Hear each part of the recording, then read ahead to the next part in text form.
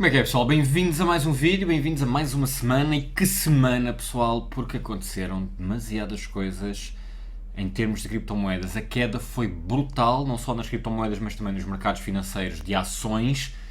Mesmo muita coisa. Este vídeo é focado na queda das criptomoedas que aconteceu nos últimos dias por causa de Ethereum. Como sempre já sabem, eu não sou um conselheiro financeiro, mas gostarem do vídeo, não se esqueçam de subscrever o canal, de fazer gosto no vídeo, partilhem com os vossos amigos e não se esqueçam também de me seguir no Instagram. Na realidade, não dá para saber bem o que é que aconteceu para existir uma queda tão grande. No entanto, se nós começarmos a juntar vários pontos, começamos a perceber os porquês, as tendências e o que é que as pessoas decidiram fazer perante certas situações. Quando falamos neste momento em Ethereum, falamos obviamente do merge, que eu já disse aqui várias vezes, que é o grande acontecimento de 2022 dentro do mundo das criptomoedas, caso realmente aconteça. E eu tenho falado aqui nas últimas semanas da possibilidade de o merge ser ou não atrasado. E uma vez mais, o merge, em princípio, será adiado.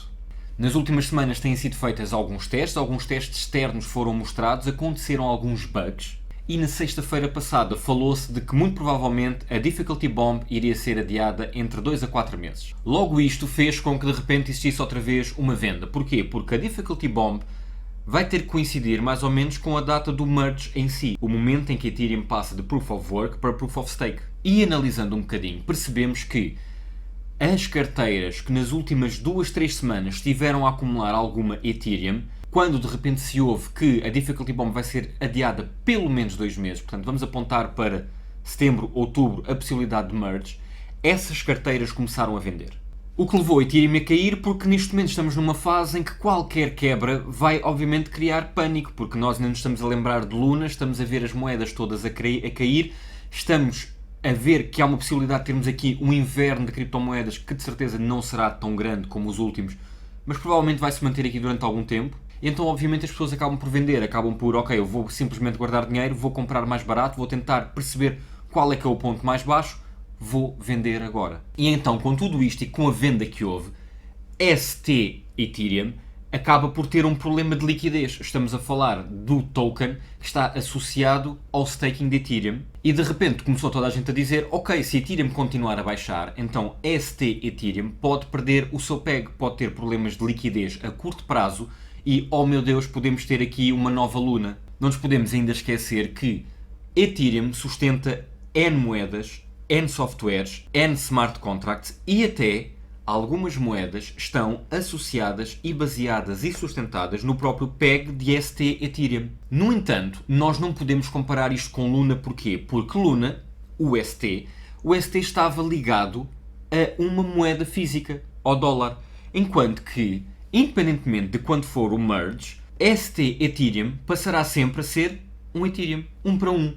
E esta relação nunca vai mudar independentemente do valor de Ethereum. ST Ethereum valerá um Ethereum. No entanto, devido a este fantasma, muitas carteiras, principalmente carteiras que não tinham assim tanto acumulado, mas que na realidade são muitas, venderam bastante. As grandes baleias praticamente não venderam quase nada. No entanto, as pessoas que têm pouco Ethereum venderam, só que foram muitas a vender, aumentando ainda mais os rumores de que a Ethereum poderá não ter liquidez nos próximos tempos. Isto levou a que algumas empresas que têm bastante Ethereum acumulado de repente tivessem um problema, e isso aconteceu com a Celsius. A Celsius tem muito ST Ethereum, mas tendo em conta que o merge provavelmente é só para outubro, Celsius não tem forma de ir buscar esse dinheiro, não tem forma de converter ST Ethereum em Ethereum, vender Ethereum para dólares e conseguir financiar-se. E de repente temos uma empresa que estava à espera de ir buscar dinheiro em agosto e provavelmente só vai ter em outubro, para além de que a moeda está a descer bastante. Isto levou a que a Celsius pura e simplesmente parasse as transações na sua plataforma, o que obviamente dispara de logo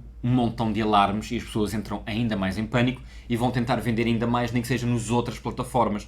E obviamente Ethereum continua a ser vendido e continua a cair. E Ethereum leva todas as criptomoedas atrás, praticamente. Bitcoin é um bocadinho diferente, mas todas as outras altcoins na realidade sobem e descem consoante Ethereum e consoante Bitcoin. Basta uma das duas descer e provavelmente tudo desce. Ethereum desceu, as outras desceram também.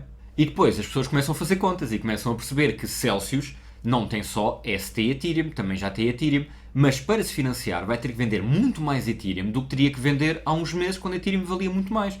E isto obviamente faz com que, vendendo-se mais Ethereum para se chegar a um certo valor em dólares, de repente Ethereum cai ainda mais. Então de repente temos N fundações, empresas e pessoas a vender Ethereum. E isto, pessoal, é muito provavelmente a grande percentagem do motivo para a queda de Ethereum e que levou praticamente tudo atrás. É o momento de pânico em que muitas pessoas pensam: se Luna foi abaixo e se uma stablecoin foi abaixo, porque é que Ethereum não pode ir abaixo? Eu acredito que muita gente tenha pensado isto. As pessoas começam a fazer contas, começam a ver empresas, exchanges, de repente, a começar a cortar as transações, a terem que vender para se financiar, e de um momento para o outro está toda a gente a vender Ethereum e toda a gente a dizer que está a vender Ethereum e as pessoas, obviamente, vendem.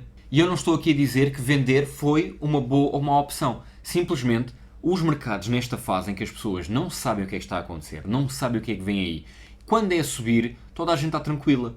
Nem podemos estar muito atentos a isto e as coisas simplesmente vão acontecendo. Quando está tudo a descer, qualquer coisinha pode fazer com que qualquer pessoa vá vender. E um montão de pessoas acumuladas a vender pouco Ethereum causa uma grande queda. Se vocês forem ver, as grandes baleias de Ethereum compraram. Algumas estão a acumular ainda mais. O que não quer dizer que eles estejam certos e as outras pessoas erradas. Simplesmente, este é o grande motivo para Ethereum ter caído e as criptomoedas terem ido quase todas atrás.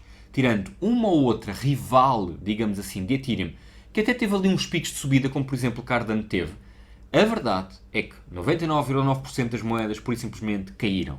Voltando à Luna, a Terra Foundation e a Terra Labs neste momento estão sob investigação. O seu fundador, Do Kwon, não está em investigação por causa da queda e por causa do acabar, basicamente, da UST e do descalabro e da catástrofe que foi Luna. Ele não está a ser investigado por isso. No entanto, ele está a ser investigado pelo protocolo Mirror, que era um protocolo de tokens que sintetizavam basicamente e tentavam fazer um espelho do que estava a acontecer em ações de empresas como a Tesla, como a Google, como a Amazon, Microsoft e por aí fora. Está a ser investigado por isso. Neste momento está-se a apertar o cerco a muitos conceitos de criptomoedas que podem fazer ou não sentido terem algum tipo de regulação um bocadinho mais apertada. A juntar a isto, aconteceu uma coisa que eu por acaso já tinha falado aqui, que era, eu há uns meses falei aqui que achava que a inflação nos Estados Unidos era bem maior do que aquela que estava a ser dita. Portanto, as contas ou estavam a ser atrasadas e estávamos perante valores de cálculos de meses bastante atrasados, ou então as coisas não estavam bem a bater certo. Porque houve aqui uma fase, principalmente agora nos últimos meses, em que se nós fôssemos ver a evolução dos preços, aquilo não batia com a percentagem de inflação que estávamos a receber dos relatórios da Fed. No entanto, agora acabámos de saber que a inflação é muito maior. A inflação é muito maior e então a Fed já está a ponderar subir não 0,5%, mas subir 0,75%. O que é que nós estamos a fazer com isto, pessoal? Entre muitas outras coisas, estamos a tentar parar a inflação com a subida de juros. A subida de juros vai, obviamente, parar ou abrandar a inflação. No entanto, aquilo que também vamos ter é muitas pessoas a, de repente, não conseguirem pagar os seus empréstimos, principalmente das casas, porque o juro vai subir. E termos um juro a zero ou negativo e termos um juro, vamos supor, a 1,5% ou a 2%, que é aquilo que poderemos alcançar entre este ano e o próximo, ok, a inflação vai parar ou estagnar ou abrandar mesmo muito? Sim, porque vai haver, obviamente, também muito menos investimento e muito menos crédito. No entanto, muita gente não vai conseguir pagar a casa e isso é um problema. O outro grande problema é que os mercados neste momento estão numa fase, eu já disse isto aqui N vezes, pessoal, estamos numa fase em que não há estatísticas, em que não há histórico. Nós não conseguimos comparar esta fase da humanidade com nenhuma outra. Porquê? Porque temos demasiadas coisas ao mesmo tempo. Temos uma guerra, temos Covid, uma pandemia, temos um lockdown na China em muitos portos e então há muita coisa que não está a chegar e não está a ser vendida, as pessoas não conseguem vender, as outras não conseguem comprar, então o dinheiro fica parado. Temos uma grande inflação e temos problemas energéticos. Existem aqui N coisas que podem acontecer, algumas até claramente políticas. Reparem, se de repente a pandemia deixar de ser uma pandemia e for declarada só como outra coisa qualquer, não seja uma pandemia, pode ajudar os mercados a subir? Sim ou não? Talvez. Se a guerra entrar numa fase em que, ok, nós já sabemos mais ou menos como é que as coisas vão acontecer nos próximos meses, as coisas estão mais ou menos sem grandes flutuações, sem grandes ameaças de uma terceira guerra mundial, a economia pode regressar mais ou menos a um efeito horizontal. No entanto, tudo isto vai demorar tempo, incluindo, por exemplo, a política de Covid-0 que neste momento a China tem e que os faz fechar localizações com milhares e milhões de pessoas, e que esta política provavelmente tem que ser mudada também para ajudar a economia do mundo e a economia da China, que está muito mais baixa do que aquilo que estava à espera. No entanto, neste momento, olhando para tudo isto, para uma inflação muito maior, subida brutal dos preços, principalmente a nível de consumo dos bens essenciais, problemas energéticos, Covid, inflação, guerra, lockdown e todas essas coisas que há por aí, é muito provável que nós até ao fim do ano tenhamos a Bolsa em baixo. A bolsa a descer, ou então num efeito muito horizontal, algumas subidas de vez em quando, mas uma tendência de zoom out a cair, se calhar até ao fim do ano ou perto disso, e depois as coisas devem voltar um bocadinho ao normal. E quando eu digo voltar ao normal, não é voltar ao crescimento que nós tivemos nos últimos 2 anos, que foi uma coisa verdadeiramente absurda. Estou a dizer voltar ao normal, àquele crescimento, principalmente nas ações, dos 10, 12, 15%, 9%, por exemplo, do SP500 ao ano. E, obviamente, algumas ações, alguns ETFs, algumas criptomoedas no próximo ano poderão disparar. Mas, para já, estou a ver um ano bastante complicado. Por causa da guerra, por causa do Covid. No inverno, obviamente, vamos ter mais lockdowns do que quer que seja. As pessoas vão se fechar mais, vão consumir menos. Nós não conseguimos quebrar a inflação assim tão cedo. Neste momento, as pessoas estão todas em pânico, não só por causa de Ethereum, mas de outras criptomoedas que possam cair, incluindo stablecoins. O dinheiro está a sair. Algumas pessoas não vão conseguir pagar empréstimos, não vão conseguir pagar casas, os bancos não querem as casas, querem é dinheiro, mas as pessoas não conseguem pagar. Então eu acredito que, pelo menos até ao fim do ano, nós vamos ter um mercado ou a cair ou horizontal. Eu desde o ano passado, desde o fim do ano passado, que eu estava a dizer que isto pode cair a qualquer momento. O difícil, ou quase impossível, é saber quando é, porque é quase sempre uma junção de vários fatores, incluindo políticos, sociais e psicológicos.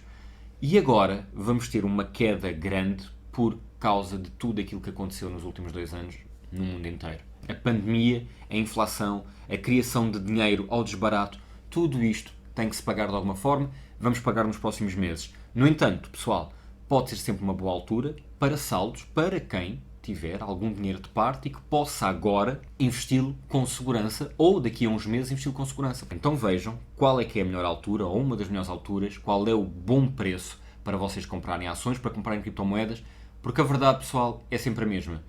Quando o mercado está em queda, algumas pessoas vão fazer muito dinheiro nos anos a seguir, porque compram muito barato. Há pessoas que passam anos à espera que o mercado caia. E quando o mercado está a subir, acabam por ir saindo, e ficam à espera que o mercado caia para voltar a comprar e depois voltar a subir. E isto é o que muita gente anda a fazer. As grandes baleias das grandes criptomoedas estão a acumular. O que não quer dizer que todas as criptomoedas voltem a subir, não quer dizer que todas as baleias saiam com lucro, mas pode ser um bom momento, analisem, pode ser um bom momento para comprar ações e criptomoedas em saldos. Deixem-me a vossa opinião, mais vídeos nos próximos dias, eu tenho andado bastante afastado por N motivos, mas há mais vídeos nos próximos dias. Pessoal, grande abraço, obrigadão a todos pelo vosso apoio. Até à próxima.